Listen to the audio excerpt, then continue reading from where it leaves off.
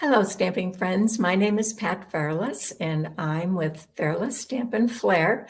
Today, I'm here with another session of Learning with Friends. Learning with Friends is a series that I started a few weeks ago, and each week I do a different technique, and I try to keep the video short so that we focus on the technique, not necessarily on making a complete card.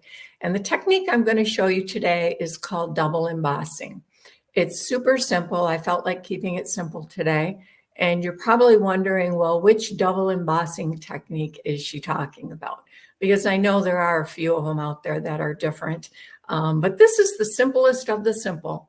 And all we do is we use two different embossing folders to emboss the same piece of cardstock, and it gives a little bit of a unique background, and I'll go through some things to watch out for and just be aware of as you choose your embossing folders. You might want to test out on a scrap or so, but let's go ahead and flip the camera down and get started.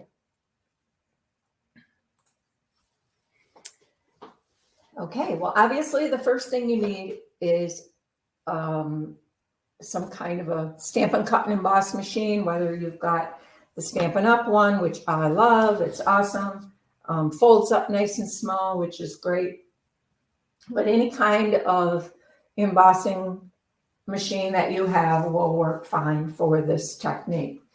And the first two embossing folders I'm going to start out with are, maybe I'll just move this out of the way for just a bit, part of it over here.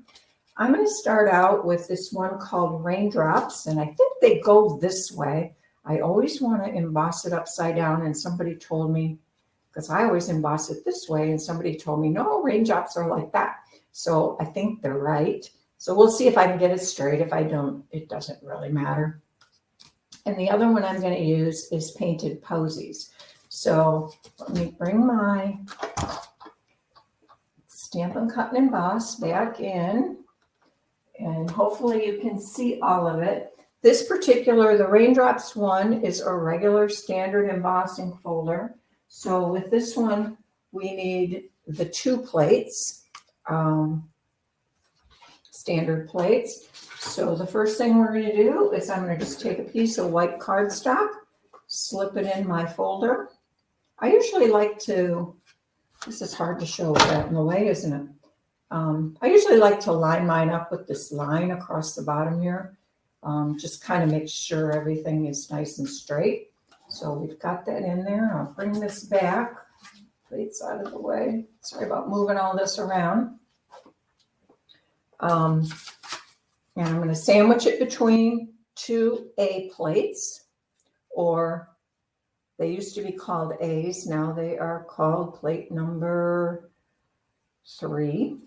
I have some that I've marked to use with embossing folders only, because if you don't die cut with them and you only use them with embossing, they tend to last forever, and they don't get all curved. So I use these strictly for embossing. Now, we always still want to put our folder through with the hinge in going through first. So let's just run that through.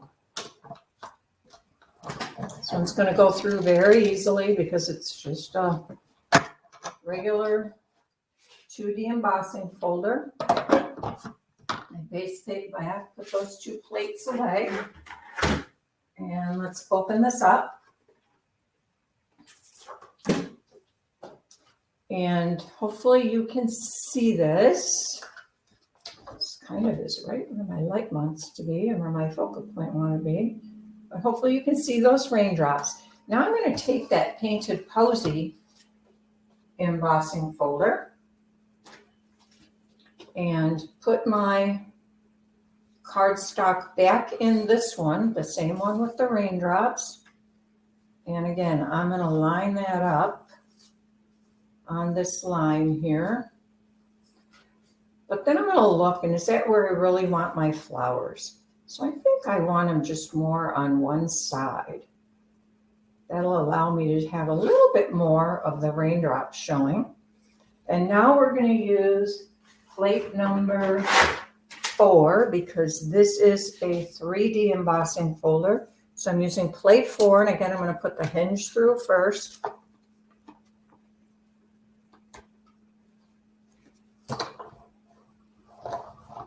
And just run it through. All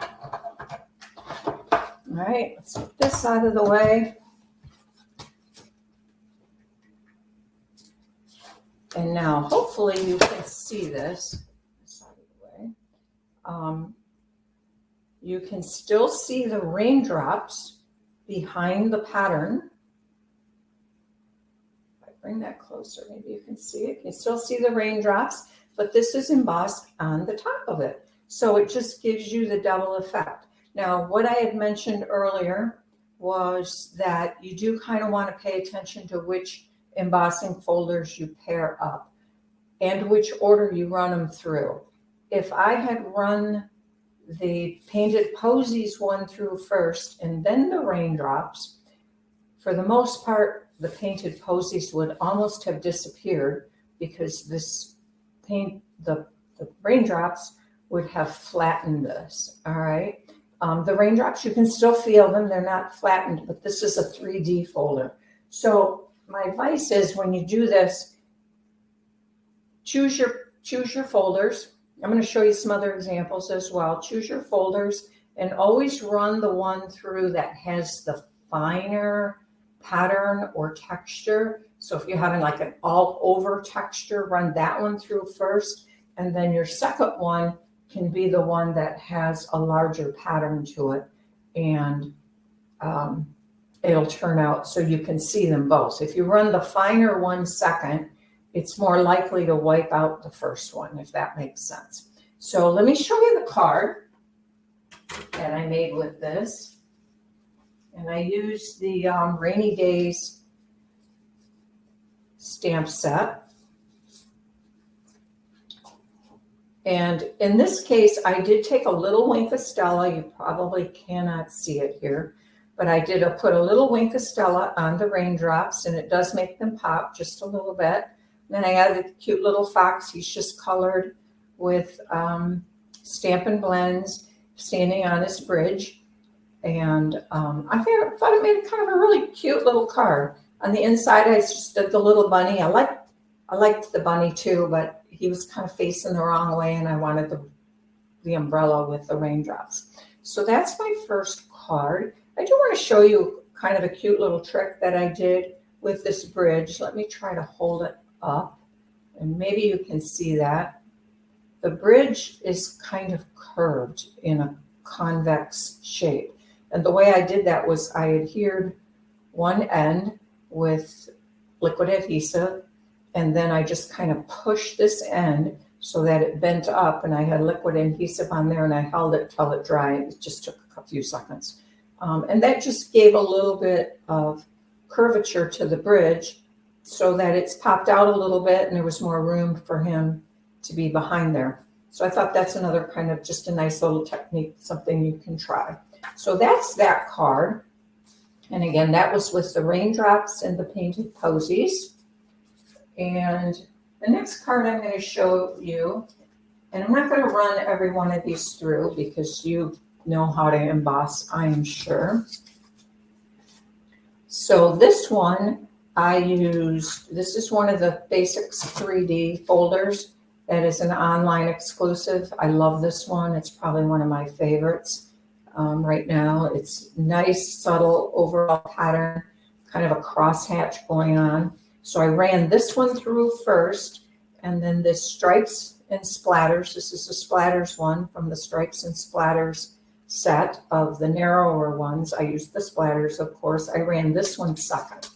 And hopefully you can see this. Try to tip it a little bit here. It can be very difficult to see on the camera, but I think you can see the crosshatch is there along with the stripes, or the splatters, I should say. And then let me show you that card. This card is from the Gorgeously Made with the Gorgeously Made stamp set and dies. I took that embossed piece of cardstock, did a little die cutting, just tore the bottom, and added a couple die cuts. And this paper is the gorgeously made. I think it actually has a little bit of a different name, and I didn't write it down. But it's from that same suite of products, this paper, and that paper is really colorful. This one, quite honestly, is one of the more subtle ones of the group, but I thought I was happy how that card turned out. And of course, I cover my envelopes a lot of times, my flaps. And then the last card I want to show you, I used the Timber 3D folder and the 3 Rings hybrid embossing folder. And I did the Timber first because it is more of a subtle overall pattern. And this one is more distinct and raised. Both of them are 3D, so there's no worrying about what plates to use. Use the same ones for both. And this is the card that I made then. This is made with the Ringed with Nature stamp set. And here is the little piece that I use. Let me show you one that is not attached to a card, so hopefully you can see it. I thought these two worked really well together because wood grained and wood circles are both the same theme, right? And so in between the rings, you can see the timber wood grain, 3D wood grain. And it shows a little bit too on the stumps, I'll call them, but not as much as it did in the background. I did that first, and then this raises it more. And so it takes some of that away from there. But I thought this was a nice, simple card to do. I have a goddaughter who's house hunting for her first house right now. It's a challenging market in my area, but she's working on it. So I thought if she ever gets one, this might be a nice card to send her when she gets her new house. So those are the 3 cards I wanted to share with you. I do have a couple other pre-made embossed, double embossed pieces that I did want to share with you.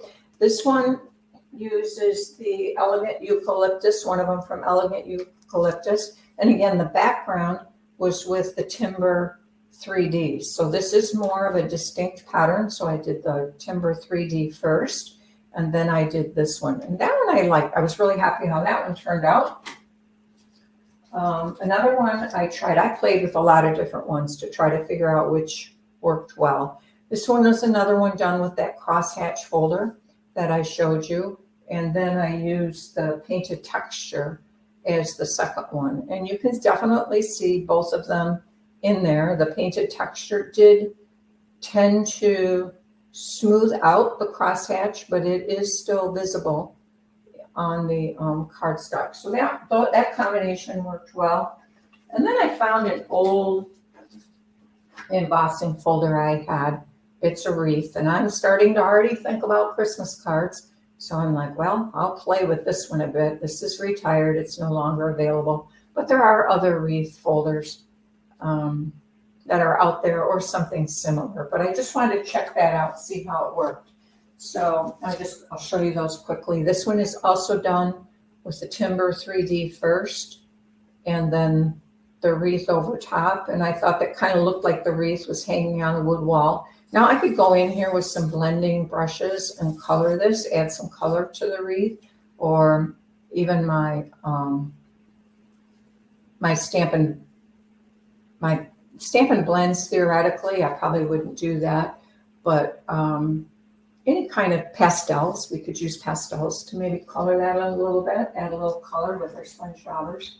And then this is another one with that wreath, but I used the embossed brick, it's called, exposed brick 3D on the background. So this one looks like the wreath is hanging on a brick wall. So that's several different designs that I did, but these are basically the 3 cards. So just let me bring them all in here. I am going to show you the insides quickly,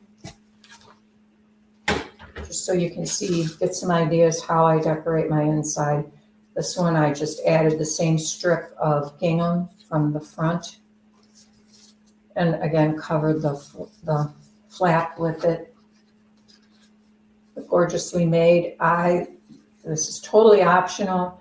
I was going to put that die cut on the front initially, so I cut this one first. I was going to have one of each, but this is a much larger one, and it's frilly looking, but I thought it covered up a little bit too much, and I like two just the same better. But what the heck, I'm not going to have a scrap go to waste, so I just stuck a piece of it down in the corner on that one. And this one I already showed you, which is the little bunny, and then on the envelope I just painted the fox again. So those are my 3 cards today. So let me go ahead and flip my camera back. So I hope you liked that. If you liked it, will you give me a thumbs up, subscribe? I do want to thank all of you that have subscribed recently. It's been great. And I got several comments last week from the dryer sheet technique. I appreciate those comments so much. And my goal is that I also learn something. So sometimes I get asked questions that I don't really know the answer of, but it makes me think about it, and it gives me something to strive to learn as well. So I appreciate those comments, and I hope you'll keep watching, let people know, share it with your friends so that we can all have some fun and learn together. Have a great day, and we will see you next week. I do have a great technique next week. It's a little more complicated than this one was today, but it's something new and different, at least it was to me. So I look forward to sharing that with you next week. Have a good one. Bye-bye.